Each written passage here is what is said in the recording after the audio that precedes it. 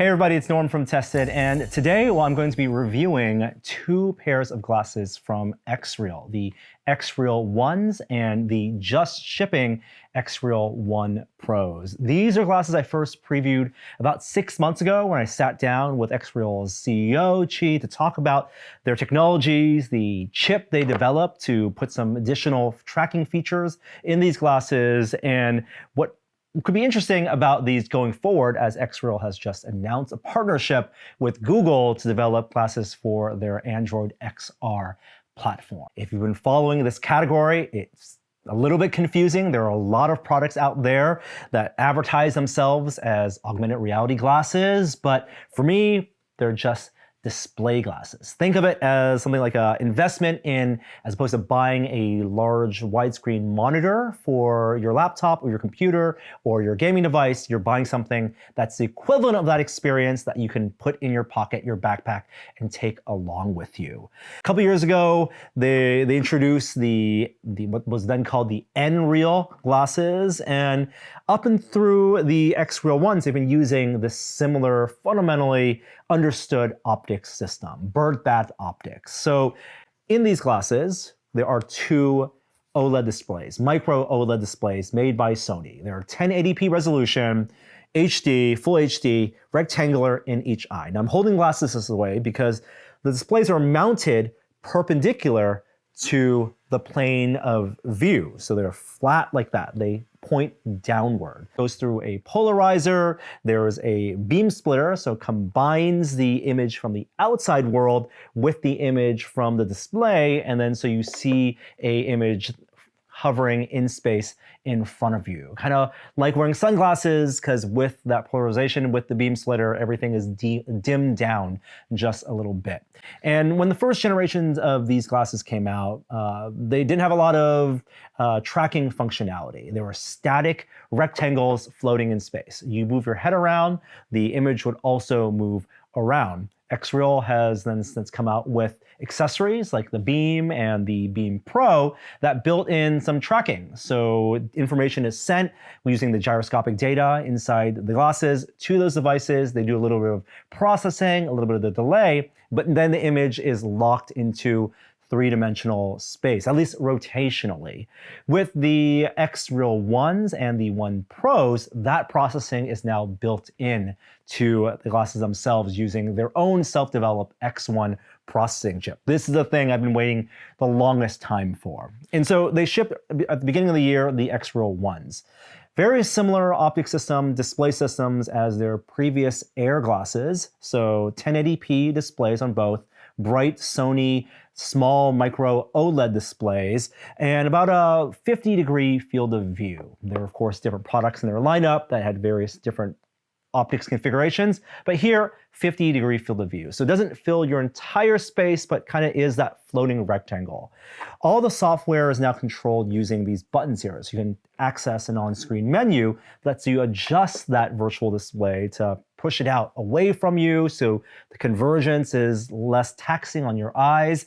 You can make it feel like it's a 200-inch display or a smaller 130, 140-inch display, as well as adjust that virtual distance. I found the sweet spot for me was about 147 inches, about 4 meters away. So it still feels like it's pretty big, filling up the 50-degree field of view of these glasses, but giving me a little bit of buffer so I can move my head and kind of naturally look around without it clipping the edges.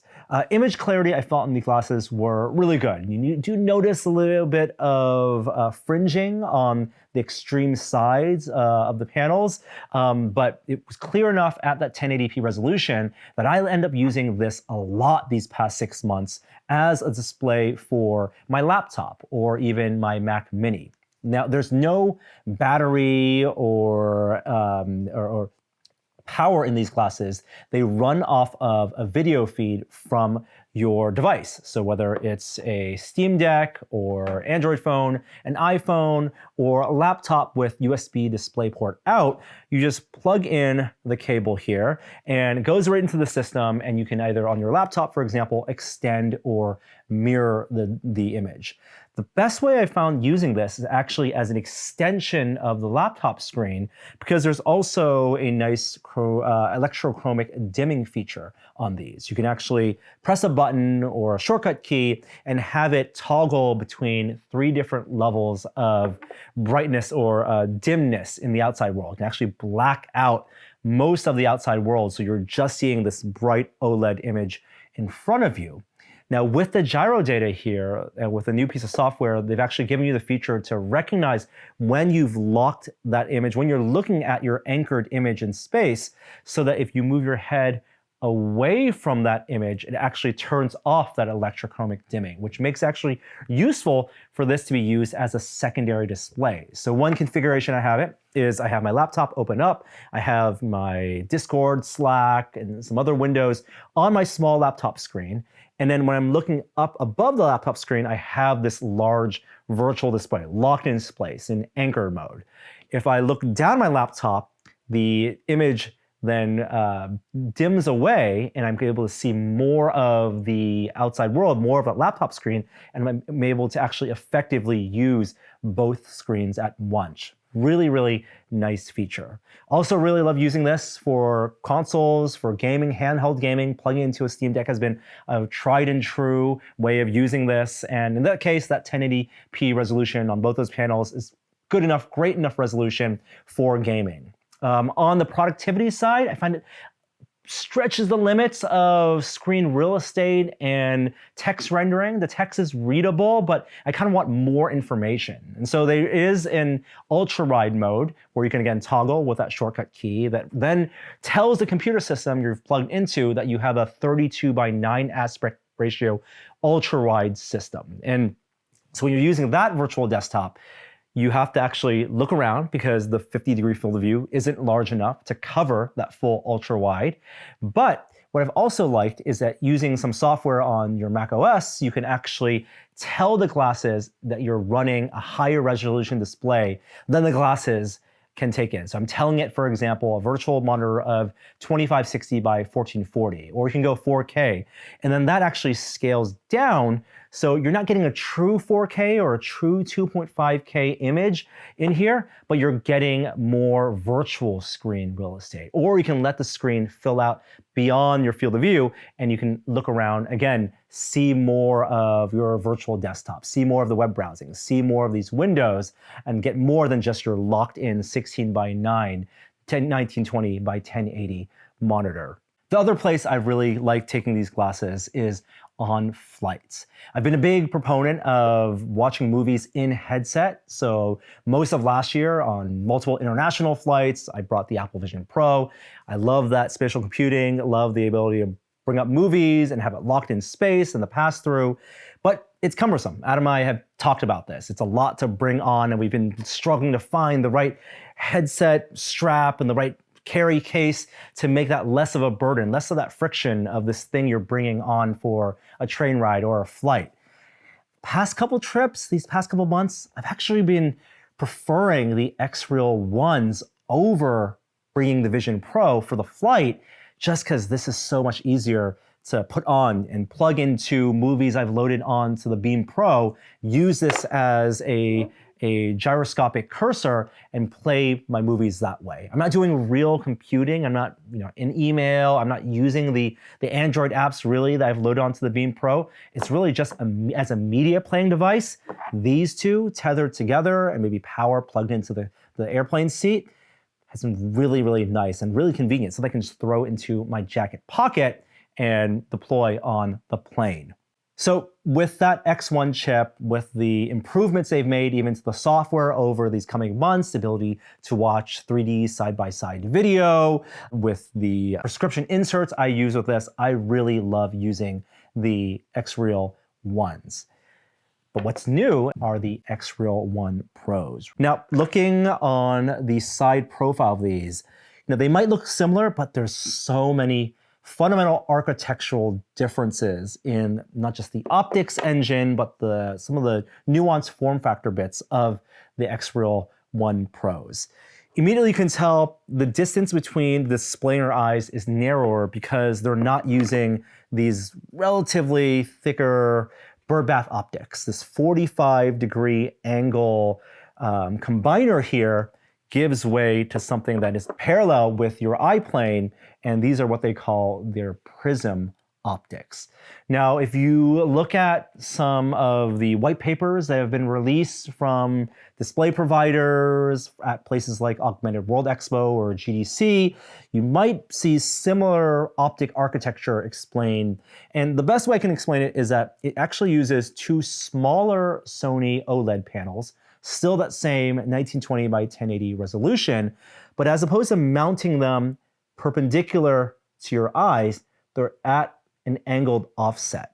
And the whole optic stack now bounces one more time. So it's not just the light coming down and then going straight into your eyes, as it was here.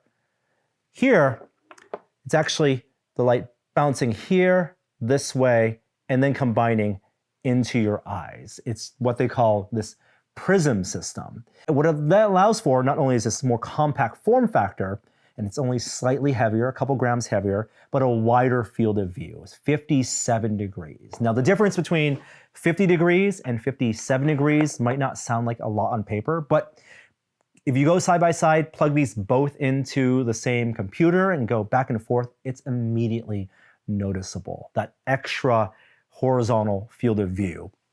Plug it into your Steam Deck, you're getting more of that image of that game filling up your vision. It doesn't fill up your entire vision. You can still see light coming in from the side. But another benefit of this prism design is that you also get fewer of the reflective artifacts. Because of the extra bounce that it has to go before it reaches your eyes, you're not getting light coming in from below you. One of the artifacts you would get from these glasses is if you're at a table or if you're wearing like bright clothes, you could sometimes light bouncing here, it would bounce up and you'd see an echo of that, a ghost of that in the image. That goes away.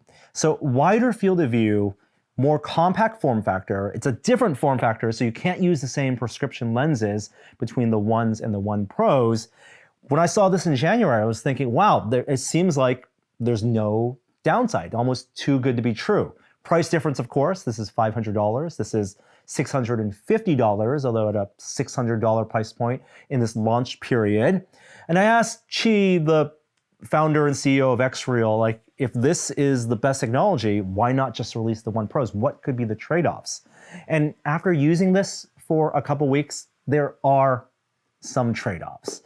First of all, because of the way the image has to bounce and because it's more than one bounce and it's this prism system, there's actually a little bit of a pincushion effect of the image when it reaches your face.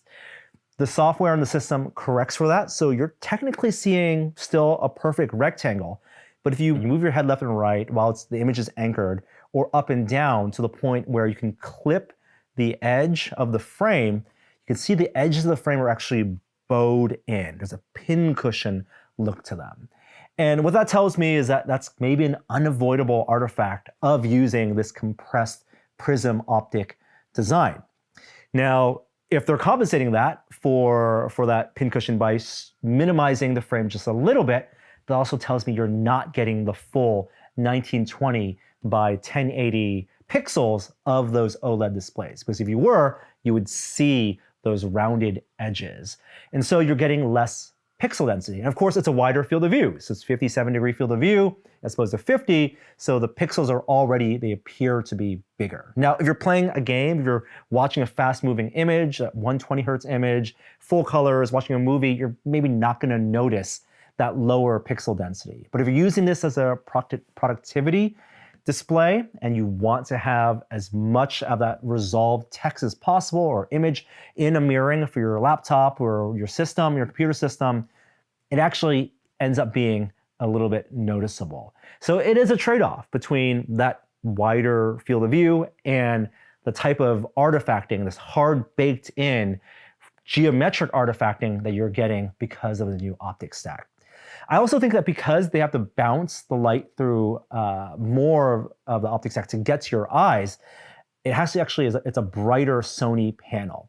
Now on XREAL's specs pages, they say this is up to 600 nits, but the XREAL One Pros is a perceived 700 nits. Now, it does look brighter. I think they achieve that brightness because it's actually taking more power. And one of the ways I've been noticing that is that these glasses feel much warmer with maximum brightness over time than the XREAL ones, especially up here. I think the X1 chip which is I believe embedded here, is doing a little bit more work, and the panels themselves are brighter, pumping out more nits at the source. And so when I'm watching a movie, it's feeling really hot up here. Not to a point where it's uncomfortable, but every time I'm maybe adjusting it or putting my hands on top, it feels almost discomforting to my hands to touch this, and something I didn't have an issue with the ones. So again, if you're looking at the XREAL ones and One Pros, those are the trade-offs you'll have to consider. And in thinking about it and going back and forth, spending some time with the ones and the One Pros, I'm actually perfectly happy with the ones. And that $100, $150 difference in MSRP between these probably to me isn't that worth it given these current trade-offs. That's money where I think might be better spent with the new accessory that they also showed me that have now had more time with, the XREAL Eye. So you don't just buy the glasses, you can also buy prescription inserts if they're modular in a certain way. I know they announced a bunch of different accessories that you can swap on with it, but the core functional accessory is a port on the bottom between the eyes themselves. And you can plug in this XREAL Eye in either the ones or the One Pros. Its primary use case, as they're advertising right now, is it's a 12 megapixel single camera, so you can take a photo. It's a pretty ultra-wide photo. Once you plug these in, you update the firmware, the top right button becomes a shutter button. So you press that down, and then you see an image of a frame in front of you, like a grid line. Snap a photo. That looks okay. It's actually not a very good photo. You can capture video. So this is video up to 60 seconds long. You can do it up to 60 frames per second, and it records. Fine, I get it. Not really video that, definitely not better than the video I can capture with my Meta Ray-Bans. So the real potential of the XREAL Eye, though, is additional. One, it could be an input option for multimodal input for AI in the future. So if there's software in the future that lets you plug these glasses into your phone and tap into something like ChatGPT, this becomes an input vector to scan an object in the world and give you some analysis about it. Not super interesting to me at the moment. The more interesting thing is this as a tracking device, which has just become unlocked. So with that X1 chip, you get built-in 3-degree freedom, anchor the image, have it do a delayed follow. But with the XREAL Eye, you would now also have 6 degrees of freedom tracking. You have to turn it on into the menu, it's optional. But once that's on and you move your head left and right, give it just a couple seconds of additional baseline tracking, that image is now locked in space. And for me, that's really meaningful for comfort, for the ability to bring that image not 4 meters away, but bring it closer and actually lean into the virtual display. It's how I actually like using the mirrored display on my Apple Vision Pro or a real monitor. Sometimes I'm leaning into it and looking at a thing without wanting to drag that virtual monitor closer. That's all possible now with the XREAL Eye. No hand tracking functionality yet. Its hand tracking was something that they had in their Air 2 Ultras, but I believe that was done using stereo cameras. But if they can do 6 degrees of tracking with a single camera, monocular camera, I'm pretty sure with some machine learning, with some refinements in their models, that they can use some hand input, gesture input, which would be much more convenient than pressing all these buttons to tap into the various deep dives of the menu systems that are on these glasses today. So my recommendation would actually be take a look at the XREAL ones. I think the image quality here, that 50-degree field of view is going to be more than serviceable for your gaming, for your productivity. Doesn't have some of the trade-offs that you get to get the additional 7 degrees of field of view on the Pros. And for the price, spend that extra $100. I would spend it on the XREAL Eye instead. Plug that in here and just have a more functional pair of glasses. Still not prepared to call them AR glasses, but let's call them display glasses with some spatial functionality. It's a mouthful.